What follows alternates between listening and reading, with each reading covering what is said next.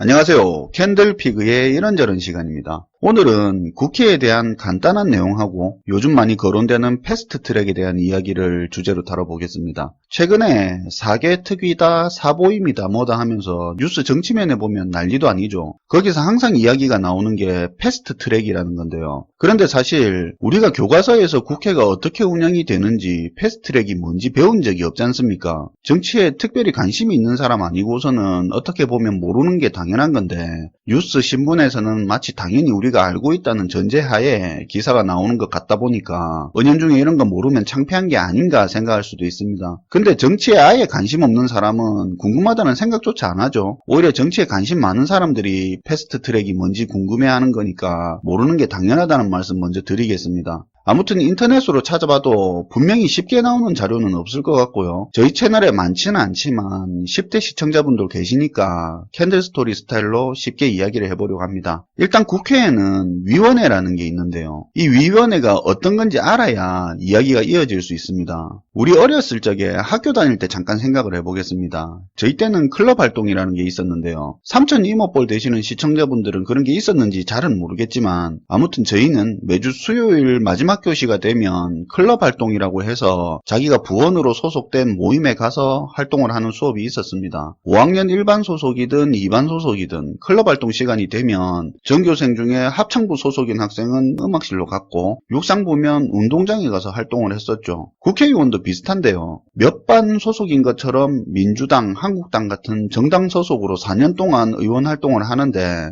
동시에 모든 국회의원들은 정당 활동뿐만 아니라 위원회 활동을 하게 됩니다. 위원회라고 하면 여러분들이 많이 들어보셨을 것 같은 거 몇 개만 한번 훑어보겠습니다. 법사위라고 부르죠. 법제사법위원회, 환노위, 환경노동위원회를 줄임말이죠. 행안위, 행정안전위원회, 외통위, 외교통일위원회, 이뿐만 아니라 보건복지위, 국방위, 산자위, 거론하자면 많은데 아무튼 국회의원이 되면 소속된 정당 활동뿐만 아니라 본인이 소속된 위원회 활동을 같이 하게 됩니다. 이 위원회는 여러 정당 의원들이 섞여서 구성되어 있고요. 2년 임기라서 국회의원 임기가 4년이니까 임기 동안 위원회 활동은 2번 하게 됩니다. 4년 동안 한 위원회에서 활동하는 사람도 있고 바뀌는 사람도 있죠. 보통 우리가 많이 들어본 법사위, 환경노동위, 국토위 이런 것처럼 항상 조직되어 있는 위원회를 상임위원회라고 합니다. 줄여서 상임위라고도 많이 부르죠. 그리고 상임위원회 말고 특별위원회가 있는데 필요에 따라서 일시적으로 만들어지는 겁니다. 특위라고 줄여서 부르죠. 이 특위도 상임위처럼 여러 당 의원들이 섞여서 만들어지는 겁니다. 상임위랑 특위 차이는 조금 있지만 큰 틀에서 하는 일은 똑같다고 보시면 됩니다. 일시적으로 만들어진 위원회냐 아니냐 차이 정도로 생각하시면 될 것 같습니다. 특별위원회라고 하면 예산결산특위, 인사청문특위처럼 주기적으로 구성되는 특별위원회도 있고요. 상황에 따라서 만들어지는 특위도 있습니다. 최근에 말 많은 사법개혁특별위원회, 줄여서 4개특위, 그리고 정치개혁특별위원회,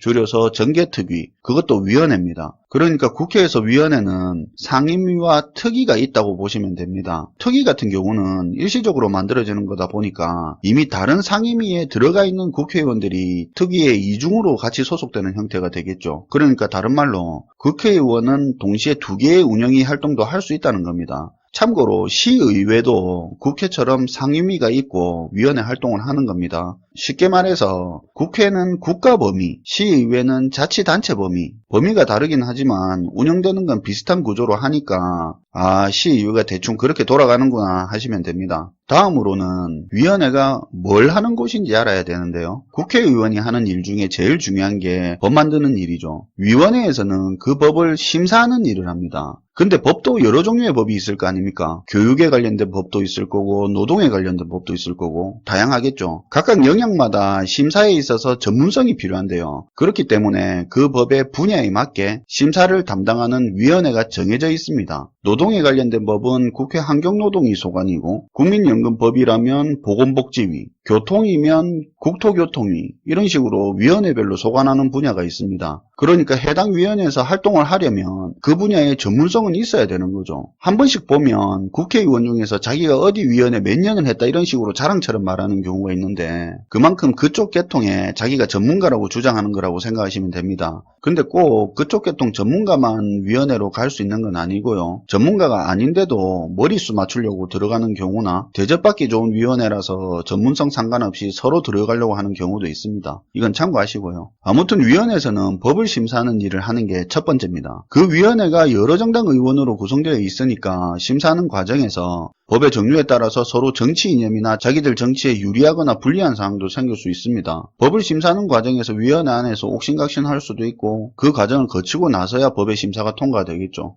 좀 전에 제가 위원회마다 소관하는 법들이 위원회 특징에 맞게 나눠져 있다고 했잖아요. 법 말고 정부기관, 공기업 그런 기관들도 각 위원회 소관으로 들어갑니다. 예를 들면 정부기관인 고용노동부, 환경부는 국회 환경노동위 소관으로 들어갑니다. 교육부는 국회 교육위 소관이 되고 외교부하고 통일부는 국회 외교통일위원회가 담당하는 식으로 이렇게 운영이 됩니다. 공기업도 공기업 특성에 맞게 해당 국회위원회 소관 아래로 들어갑니다. 어떤 장관들 인사청문회 할 때 여러 당 국회의원들이 질문하지 않습니까? 아무 국회의원들이나 그 자리에서 질문하는 게 아니고 예를 들어 외교부 장관 인사청문회라고 치면 국회 외교통일위원회 소속 국회의원들이 질문을 하는 거죠. 장관 임명 이후에도 외교부 잘 운영하고 있는지 주기적으로 외교부 장관이 외교통일위원회에 보고하고 그럽니다. 그러니까 정부 부처든 공기업이든 자기들 담당하는 위원회 소속 국회의원들한테는 굽신굽신 하는 거죠. 그 의원들이 자기들 감시하는 역할을 하니까요. 정리해보면 국회위원회는 그 위원회 분야에 맞는 법도 심사하고 그 위원회 소관 아래에 있는 정부기관을 감시감독하는 역할도 합니다. 이렇게 보면 굉장히 중요한 일을 하죠. 자, 패스트트랙은 곧 나올 거니까 조금만 참아주시고요. 국회 관련된 상식 조금만 더 해보겠습니다.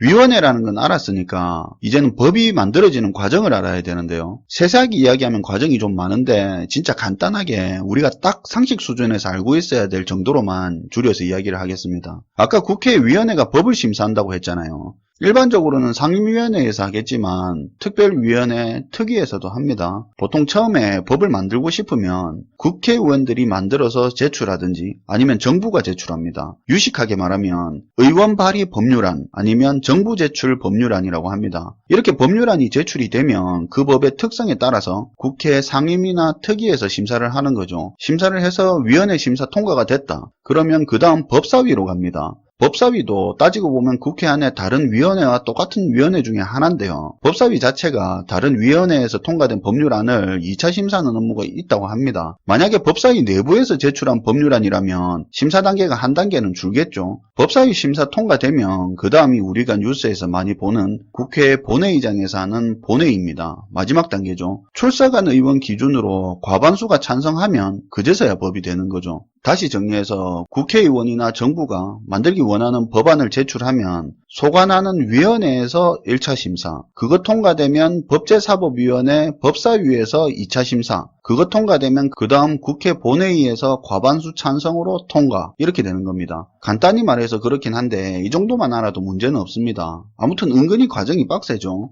보통 일반적인 법률안이라면 1차 심사인 위원회 심사에서 적당히 심사되고 통과되는 겁니다. 근데 만약에 의원이 만든 법이든 정부가 만든 법이든 위원회 심사에 올라왔는데 법 자체의 내용이 의원들 자신들 정치 이념과 많이 다르다던가 자기들 정치 혹은 지지자들한테 피해가 가는 법이라면 여러 정당 국회의원들이 모여있는 위원회 단계 심사에서 쉽게 결론이 안 나겠죠. 그런 경우는 보통 결론 없이 세워라 내워라 하면서 심사 결론 안 나고 끝나는 경우가 많은 편입니다. 근데 만약에 한쪽 정당에서는 불리한 법이긴 한데 시급하게 처리해야 된다면 어떻게 해야 될까요? 그냥 놔두면 위원회 심사 단계에서 결론이 안 날 게 뻔한데 그럴 경우를 대비해서 있는 게 국회의장이 쓸 수 있는 직권상정입니다. 행정부의 대빵 대통령이 있다면 사법부의 대빵은 대법원장이고 입법부 국회의 대빵은 국회의장입니다. 보통 의원수 많은 당에서 짬밥 좀 있고 정치적 중립성이 있을 만한 사람이 국회의장이 되는데 이 국회의장이 직권상정이라는 걸 할 수 있습니다. 위원회 단계에서 옥신각신 한다고 답이 안 나온다.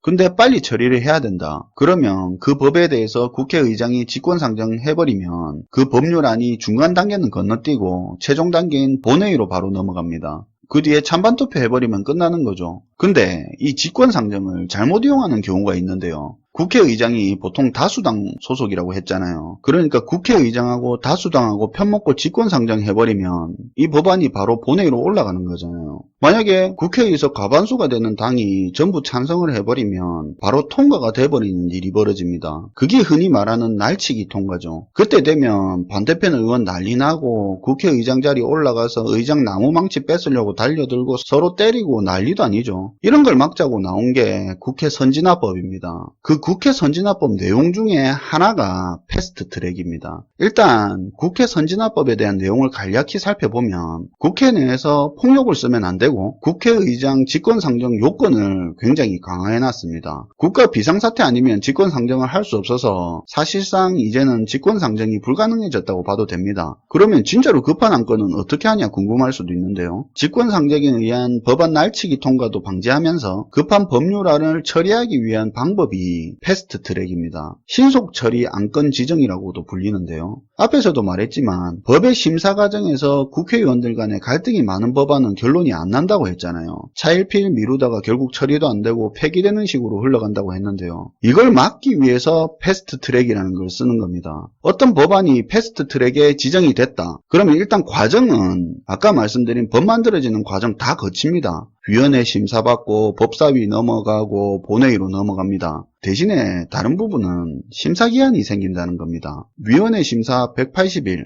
그 안에 결론 안 나면 수정사항 없이 최초 법률안 그대로 두 번째 단계 법사위로 바로 넘어갑니다. 법사위에서도 90일 안에 결론을 내야 됩니다. 결론 안 나면 그대로 본회의로 넘어갑니다. 본회의도 60일 안에 쇼부를 봐야 됩니다. 그래서 어떤 법안이 패스트트랙에 지정이 되면 330일 안에 그게 법이 될지 말지 결론이 나는 거죠. 사실 국회의원별 정당 머릿수만 봐도 본회의 결과는 뻔히 보이는 겁니다. 아무튼 패스트트랙 안건으로 지정이 되려면 그 법을 소관하는 위원회 의원들의 5분의 3이 찬성을 해야 패스트트랙 안건으로 지정이 되는 겁니다. 그러니까 어떤 법을 패스트트랙에 태운다는 말은 쉽게 말해서 어떤 법을 무조건 330일 안에 결론 내라 이런 겁니다.